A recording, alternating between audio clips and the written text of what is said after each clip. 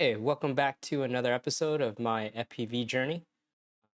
Out here at a park, I just got my basic operations certificate. So, first flight, pulling a power loop off of that, chasing that high, immediately crash. And you can see I'm rolling around here without a clue of what to do.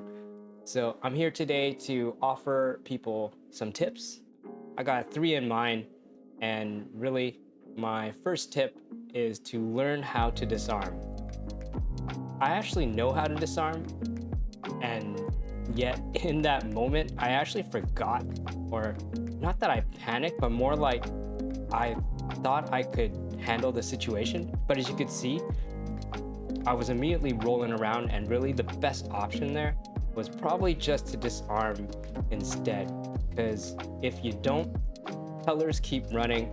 I'm tossed around the grass there, and any input that may have being received is just putting more people in danger, including myself and my wallet, because it's just going to cause more damage.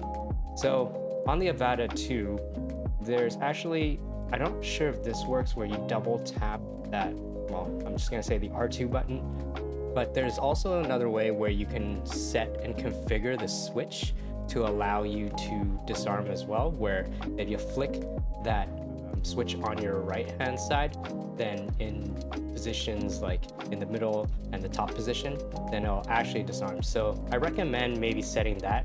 I actually had that set, but yet I guess I just panicked in that situation. Yeah, with that you can see I got kind of spooked, and I'm just practicing my split S here, practicing flying upside down so that I could get used to it. I'm also including the footage that I see in the goggles as well. So, because I had a friend ask me what it's really like. Is it really this smooth? And no, that's just me running it through gyro flow. So I'm including the footage at the top here, where I'm actually recording in D-Log as well. So that's why it's unsaturated. There's no colors in that top one. It's all just details. The image in the center is gyro flow, and then I had just a little bit of fun with some color correction, and maybe not correction, but more thematic colors.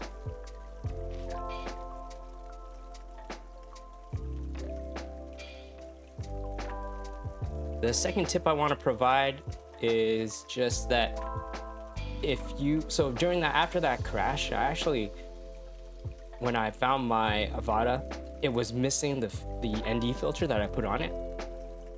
And yeah, during the tossing and rolling, of course it's gonna fall and just land somewhere. Unfortunately, finding it in this grass field was really tough, because just imagine, like, if you were looking for a coin or something, one coin in this grass field, it'd be very difficult.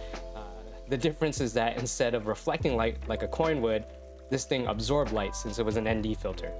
Oh, check out that view. What a nice view. This location was awesome. Going forward, if I had to do this again, I'm gonna make sure that I have different ways to tighten on that lens filter so that it stays a bit more secure. I'm not sure how I'm gonna do that yet. If you have some tips already, let me know in the comments, but I think I'm gonna start with some sort of like sticky putty.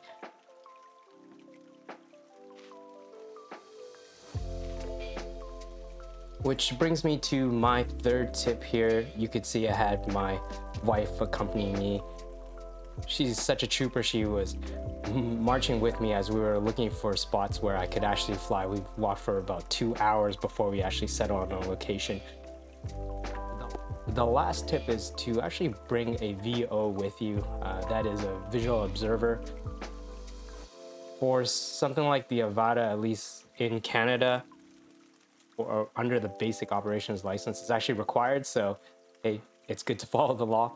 And two, it's really nice and handy having someone being able to watch yourself and the drone and other things that might be in its flight path that gets in the way, because you are stuck in the goggles. You can't see anything around you, and really you can't even see anything around the drone, just what's in front of it. So having someone who's able to tell you if there's anything to avoid, or if you yourself is in danger, because actually this whole time I was flying, there was this car that's super sus. It parked right behind me. You'll probably see it when you see me fly back. A car that's just like idle and sitting and parked there. You can see it right here on the right side. But having my wife there probably stopped them from jumping me, because I don't know why they were there. Super handy to bring someone along to look after you, because you need someone who has visual line of sight to it anyways. And yeah, just it's nice to have a friend along too. We're here coming in, doing my last split S of the day, I think, and feeling pretty good about that. Can't wait to actually do it on a gap, maybe in my next video.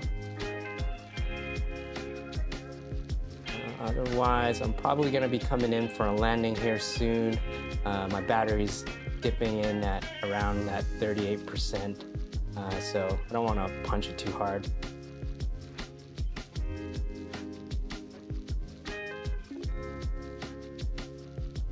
Yeah, that's about it. So there's that sus car still waiting.